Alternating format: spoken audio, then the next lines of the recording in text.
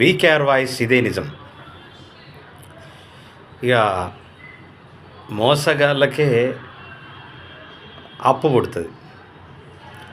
మోసగాళ్ళకు అప్పు ఎట్లా పుడుతుంది? మోసపు మాటలు చెప్తారు కాబట్టి అప్పు పుడుతుంది. అట్లా తెలంగాణ రాష్ట్రంలో కేసీఆర్ ప్రతి ఏటా 1,00,00,000 కోట్ల రూపాయల అప్పు చేసుకుంటూ తెలంగాణ ప్రజల మీద భారమేసి దాన్ని అప్పుల రాష్ట్రంలాగా తీర్చిదిద్ది వదిలేసిండు.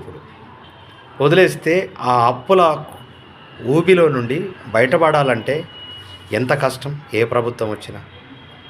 ఆ కష్టాల నుంచి గట్టెక్కటానికి సర్వ ప్రయత్నాలు చేయవలసినటువంటి పరిస్థితి ఏర్పడేటట్లు కేసీఆర్ చేసిండు. కాబట్టి ఆ మోసగాడికి